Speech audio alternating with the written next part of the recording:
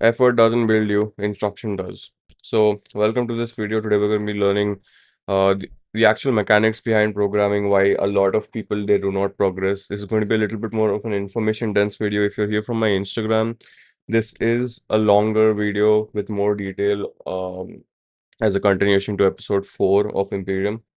If you're not here from Instagram, then yeah, still, I would recommend you go and watch like my previous video if you're not used to the topic of the super compensation curve or adaptations, because we're going to be building on top of that.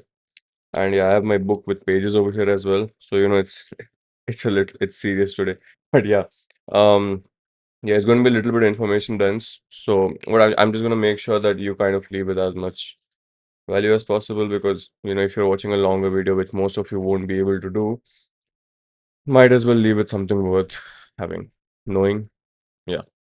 So yeah, effort doesn't build you, instruction does. So you can show up, you can work as hard as humanly possible, you can leave the gym destroyed every single session, and you can still not progress at all. It's not really because you don't lack discipline, it's because hard by itself is not a variable that your body understands. Specific is. And today we are going to be kind of reading the instruction line by line and how the actual mechanism is behind, like how a program is built, how what the mechanism is. And we're not just going to look at what a program looks like, we're going to look at the fundamentals on how it's made. Um, at least for the basic few topics like the SAID principle and the big three. All right. So this is the first topic I'm going to be talking of, the SAID principle. So stress, nervous system, specific adaptation.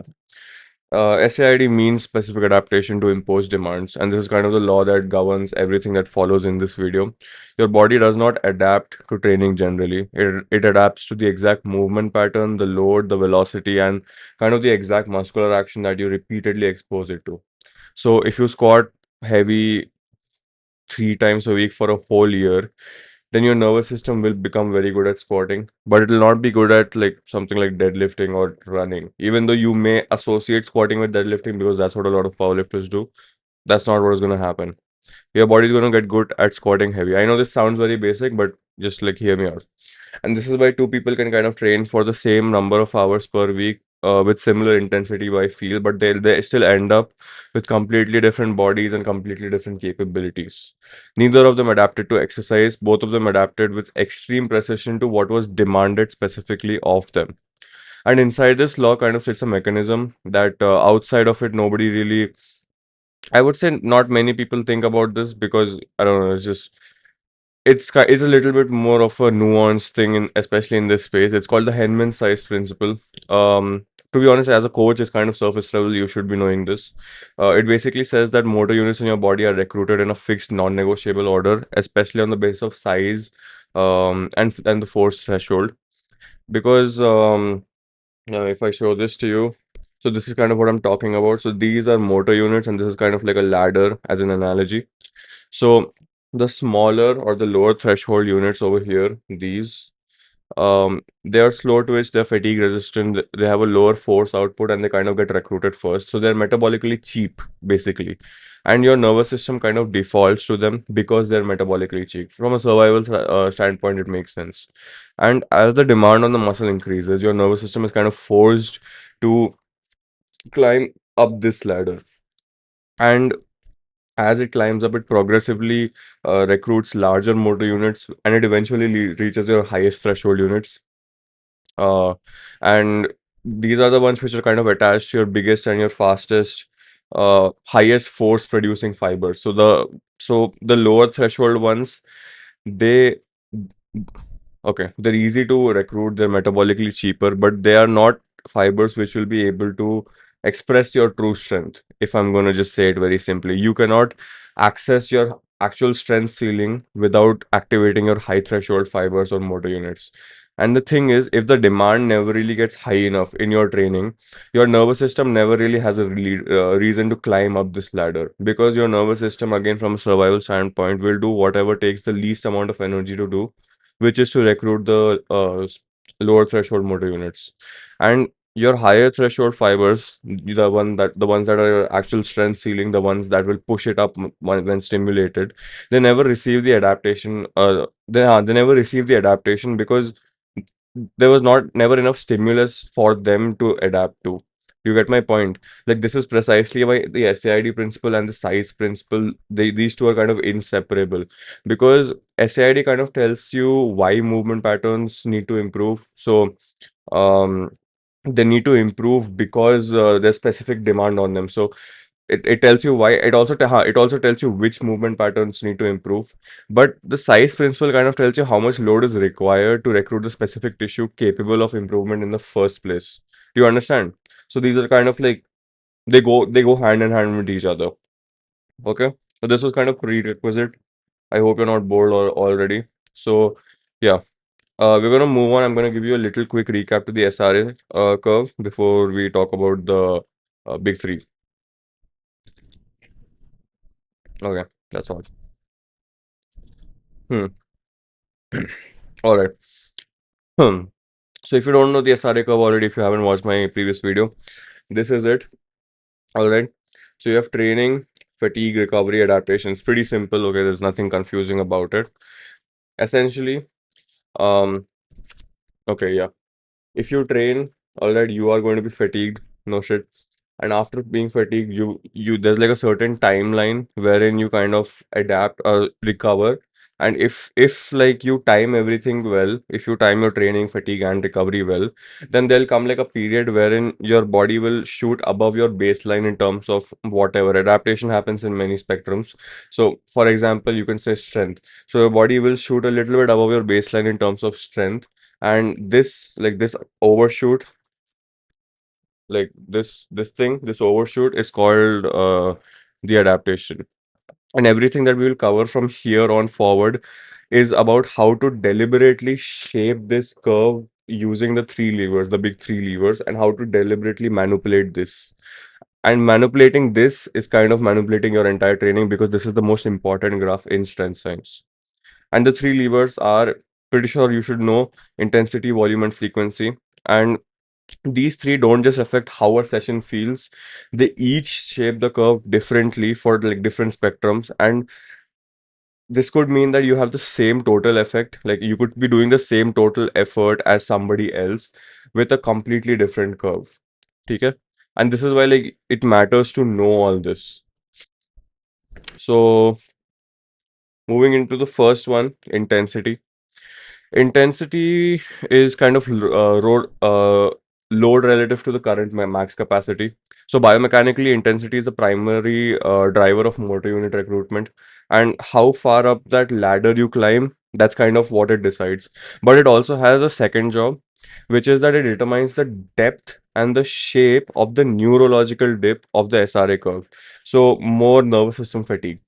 So, for example, a single at an RP9, meaning that you had at least one rep left in the tank genuinely, it creates a very steep and a narrow dip. It has maximal motor unit recruitment, enormous central nervous system drive, but it has comparatively low total mechanical work, which is volume. The dip is deep, but it's also shorter in duration. Um, of accumulated work, but the neurological recovery from that depth takes longer than like you generally expect, because CNS recovery and muscular recovery kind of run on different clocks entirely. So if you look at this graph, this is kind of like an intensity graph that I've drawn up. Don't like, don't quote me on this, because it's not I don't know if this is fully accurate, but like this is from my understanding, from whatever I've said.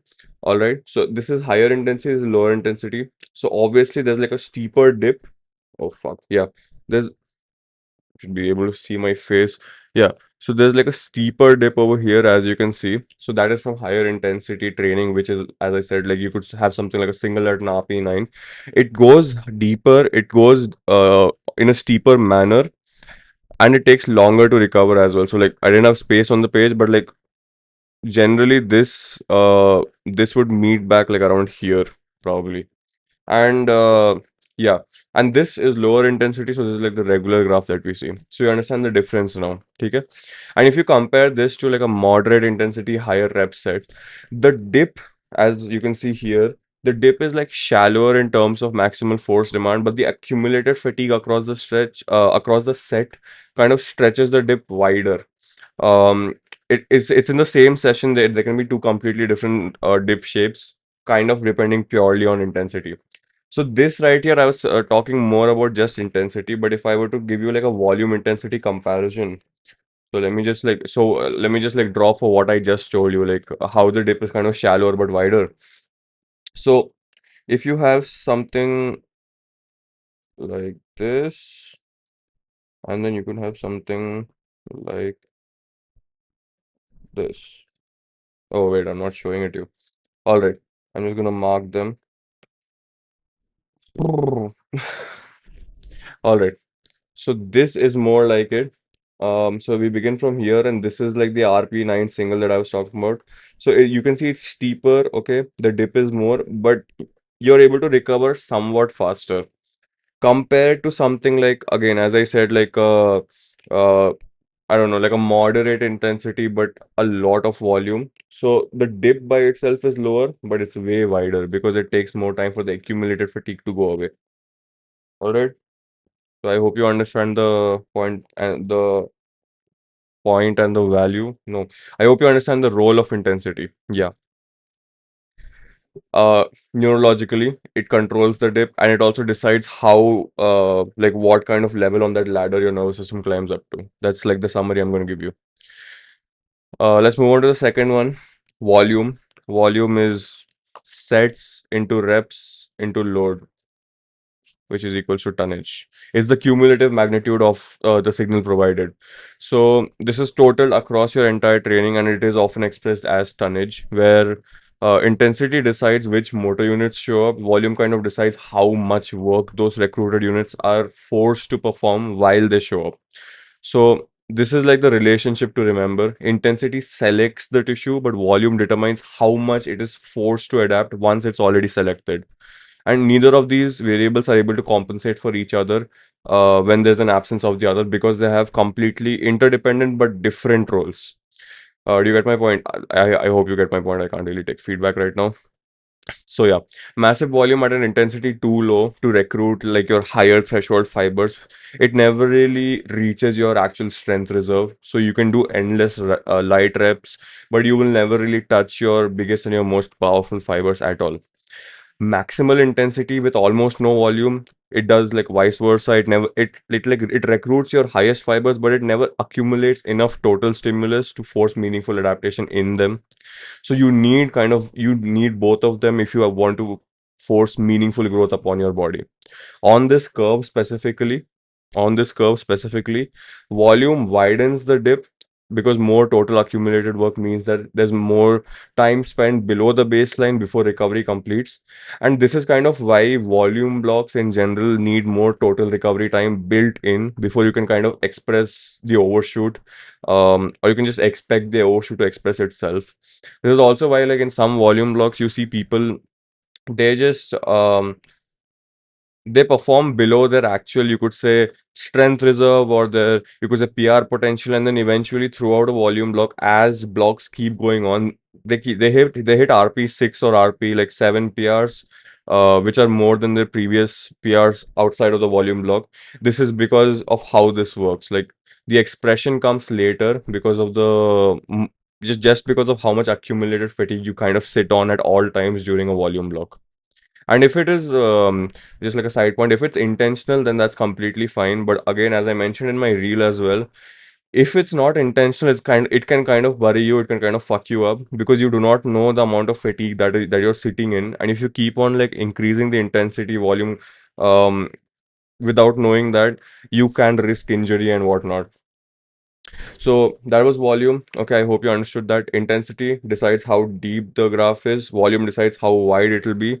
Intensity decides like which motor units will get recruited, will be the high threshold, low threshold. Volume decides how much they get recruited, how much adaptation you force upon them. Okay.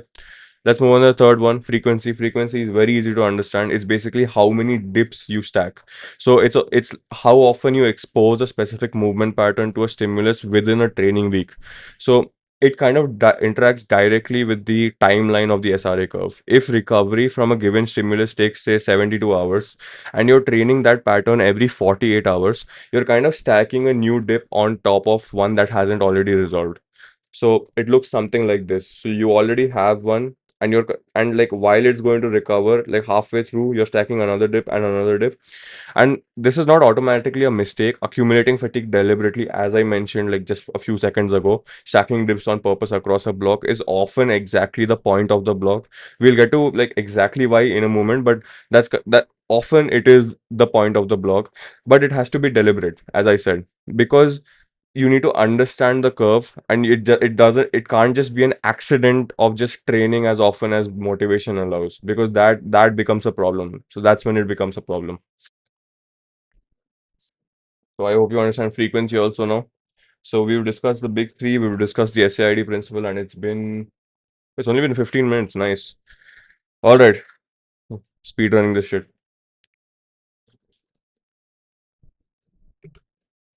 And all right, yeah. So I hope you understand frequency as well now. So volume, intensity, frequency, you understand what they are, you understand how to manipulate your training cycle, how to manipulate your SRA curve. And the thing is, this is kind of why RTS style programming, like if you're experienced with the emerging strategies type of programming, which a lot of people actually follow without knowing what it is, you see a lot of these 4 to 6 week timelines wherein you kind of peak at the end of the block. So in you kind of like okay, wait. So in RTS style programming, you kind of see like the 4 to 6 weeks block wherein you peak at the end of it. And the thing is, intensity, volume, and frequency, they kind of climb together across the 4 to 6, not frequency, but intensity and volume kind of climb together. And they don't really go against each other in this style of programming. Each week asks slightly more of the lifter than the last one. And especially like in India, this is like the most common form of periodized programming you see, block programming, wherein the final week is deliberately the hardest week. This the final week often has like the highest intensity, it has the highest volume, it has the maximum accumulated stress, and this is not often a mistake or a sign of the block going wrong. This is the target. Most of the times, this is a target that the entire block was building towards. The deepest and the widest dip on the curve in the last week was created on purpose because we do not really follow that brutal week with a standalone deload week stapled on. Generally, the next block kind of just begins immediately with at a lower intensity, and that kind of drop in demand is itself the recovery window. So your nervous system and your tissues, they're kind of suddenly free of heavy load, which has been piled on for the past few weeks together, the last few weeks of the block, and they finally have room to express the supercompensation that was built across the entire previous block. And the low week wasn't really wasted, like it wasn't really wasted time, because it is kind of precisely when you get stronger, so to say, like when you're able to express it. And this is like the size principle, the SAID principle, and the SRA curve all operating inside one coherent system. SAID kind of decides what lift needed the stress. The size principle decided how heavy that stress needed to be to recruit the right tissue. And intensity and volume climbing together kind of built the dip in the curve itself. And the low week at the start of the next block is where the overshoot finally shows up, and we like kind of yield the reward of programming all of this in the previous block. Ooh. All right. So the next topic is auto regulation. So this was just an example I was giving you with the RTS style block, so you can understand how we can actually apply everything that we just learned into actually programming for a block. I would recommend you go and like try to understand how RTS style and emerging strategies programming works, because it's a very well widely followed sort of programming. So if you don't know how they work already, you should probably know, especially if you're a coach. Especially if you're a coach. All right. And the way that you kind of individualize this, so we have all of these factors, but the way that you actually apply them in a way that the intensity is able to increase um, on a predictable scale is auto-regulation. So this is how you make the dose individual. So RP, everybody knows RP, rate of perceived exertion, is measured through reps in reserve. And this becomes essential if you kind of want to give prescribed intensity that actually matches what the body can handle on the game day, like on the given day, sorry, not game day. Yeah. RP10 means a truly maximal effort, there's no reps left. RP9 means that you could have completed one more rep. RP8 means two more reps, and like so on. I hope everybody knows this. So two lifters squatting identical percentage of their max on the same day can be experiencing completely different actual difficulty depending on their sleep, their stress, their accumulated fatigue, and even where they sit on their own adaptation curve that week. Percentages are fixed numbers. Your physiology, however, is not fixed. So RP kind of allows the day's readiness to dictate the load. While the prescribed effort, the actual demand placed on the nervous system kind of stays consistent regardless of whatever your external factors are. And this is the foundation of auto-regulated training. There's a second piece to this that like you see a lot of coaches talk about, which is called the time to peak. It's also an RTS, like something that I have learned through RTS circles. Every athlete has an individual timeline for how long a given stimulus takes to fully express its adaptation, and how long the fatigue from what stimulus needs to clear. You need to kind of understand that. You need to kind of understand how long the fatigue from the stimulus given to for the time to peak needs to clear. And some lifters peak in 5 days following a hard stimulus, others need 10. And this is not really generic information that you can look up. It needs to be tracked individually for every single lifter specifically. If you're an athlete with a coach, your coach should probably know what your time to peak is.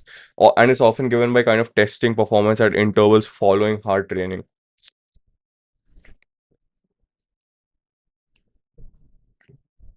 All right.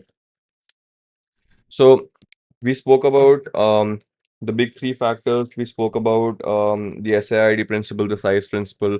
We spoke about how you can apply all of this in an RTS style blog. Also, we spoke about auto regulation. Now let's talk about like the two main lines that volume kind of has to live in between. So this is kind of like the final ending topic to not bring all of this together, but just to kind of end it and make you understand just a little bit more about how volume actually works for your blog. And then I'll also give you a way to audit your own program, just like a little bonus if you stick around till now. So yeah. So for volume, you have two principles, MEV and MRV. MEV is minimum effective volume. It's kind of the lowest amount of training volume that still produces a meaningful adaptive signal. So if you train below this line consistently and you are maintaining your current capacity, you will just keep maintaining it. You'll not really progress. Regardless of how hard your individual session feels, you will not progress. You will just keep maintaining your current capacity. You may even detrain. Maximum recoverable volume, or MRV, it's kind of the ceiling where your recovery capacity is completely kind of consumed by the volume that you're attempting. So it's like the ceiling. Yeah, as I said, it's the ceiling. It's like the top end. If you push past this and like additional volume, you add additional volume on top of this, it's going to stop adding adaptation. It only adds fatigue that your SRA curve cannot clear before your next session. And the thing is, if you keep doing this over and over, you will stop overshooting the baseline and you will start sliding below it session after session after session, and you will quite literally just start losing strength even though you're training harder than ever. And the entire job of a well constructed program is to kind of keep your training volume in between these two lines, high enough to consistently drive adaptation, but low enough that your specific recovery capacity and your specific time to peak can actually express that adaptation before fatigue kind of buries it underneath more fatigue, if you get my point. All right. So I'm just going to give you a few points on how to audit your own program. I have a few points here. And yeah. So, like pretty much anything I want to talk about the theory by itself is over now. So I hope you understand whatever we've covered so far. And I'm just going to tell you how you can audit your own program on the basis of everything that we've covered so far. First step is identify your target lift through the SAID lens. So, what specific adaptation is this block actually training towards? If you cannot answer that in one sentence, your program doesn't really have too much of a target. It's more just generalized exercise. It doesn't even need to be something like strength or adding muscle. It can even be adaptation in terms of you improving your motor patterns, becoming better in your form, becoming more efficient, improving work capacity. Adaptation doesn't really need to be just one spectrum. All right. Identify like what your target lift is through this. And step two is audit your intensity distribution. So are you actually spending real time near RP 8 to 9 on your target lift? So it does again. through the RTS style blocks, which I'm sure everybody, almost everybody watching this is following. You don't really need to do that in the first week. It can even be in the end of the end of the block. But yeah, are you still at some point throughout the block spending time near like higher RPs to your target lift, so RP 8 to 9, just as a way to kind of activate your higher threshold fibers, or is everything just comfortably sitting at RP 6 or like 7? Because then you're kind of technically training, but you're not really going to be recruiting the tissue that determines that just kind of determines that you'll be able to provide stimulus to up your strength ceiling. Step 3 will be to audit your volume against your own history. So, are you doing roughly the same total sets and reps that you were doing a few months ago? And if not much has changed, like throughout the time, you may be very likely sitting on your own minimum effective volume. There's a caveat to this, especially for experienced lifters. This is not really a point that needs to be taken into too much consideration. But especially if you're a beginner or if you're somebody who's relatively new, then I would like, yeah, I would look into this then. Uh, But again, this point is like a caveat because you have a lot of people who follow the same program for years and they do see progress, but that's because they're a bit more experienced and they have found like a groove that works for them. Step 4 is kind of track your recovery, not just soreness, but also just your recovery completely. So bar speed on a fixed weight, willingness to train. This is something I don't see people talking about. Willingness to train is a very important recovery metric. You not wanting to train is not just like you being undisciplined. It's a part of the recovery metric that you need to track. Like, are you willing to do you want to train today? Sleep quality is also another one. And if these are consistently declining for across a block while your volume keeps climbing, you have kind of crossed the maximum recoverable volume territory. And the correct response to this would not be more effort. It would be a planned reduction, allowing the curve to kind of deliver the overshoot that you've already earned, but it's just not able to express itself just yet. And do this as fast as not as fast, but like yeah, do this whenever you're able to. Just edit the block as soon as you're able to, because the thing is, if you keep on stacking upon this, you're going to just start dipping below baseline. And the final step is to kind of just check for mixed signals. Are you asking the same session, the same lift, to be both a maximum strength effort and a high volume hypertrophy effort? You should like kind of pick one purpose per session and just let the other lever operate on a separate day. Again, caveat to this, you have a lot of powerlifters who do a lot of hypertrophy accessories on their training day. But the thing is, there's the purpose for those are different. The reasoning or why basically it's in the program for what adaptations is different. This is more so for people who are self-programmed, or if you're doing kind of like a general gym going, not general gym going, but if you're like doing like a general powerlifting program as a beginner, you do not need to be doing a whole as hypertrophy workout after your maximum like strength session. You get my point? Powerlifters do accessories, but they're like barely 4 or 5 accessories, and we kind of program them in a way that they do not really interfere with the effort that was put in for the main lifts.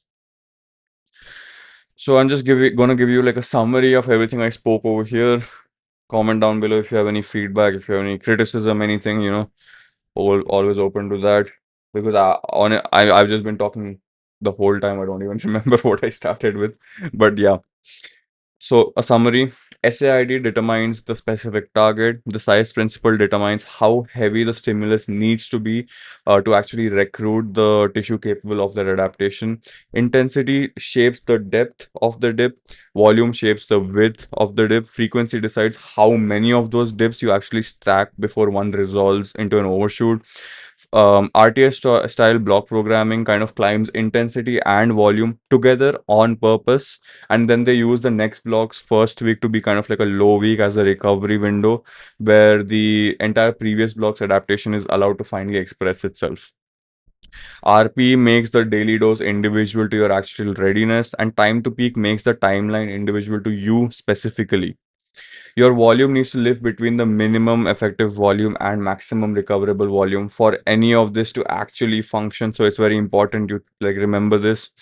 And there's one thing that we've not really solved yet, and that is, if you're currently pushing towards your maximum recoverable volume, like you're accumulating exactly how much fatigue you're supposed to on purpose, how do you actually know the moment fatigue crosses from productive to dangerous? How do you know that?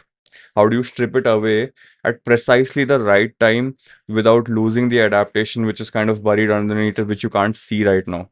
And what happens to the lifter who never learns to recognize where that line is and how to know when like it's gone from productive to dangerous? And how do you just keep pushing the adaptation away? So that'll be the next episode. That'll be the next episode. I'm going to call it fatigue management. We're going to be talking about the fatigue fitness model as well, because the same fatigue that builds you can just as easily bury you. So yeah, I'm going to be talking about the next one. Again, you can just comment or whatever if you have any doubts, feedback, or criticism. I'm open to it. And yeah, this was a longer one, but I hope you enjoyed it and got some value out of it. I don't know what to say, subscribe or whatever. I don't really care.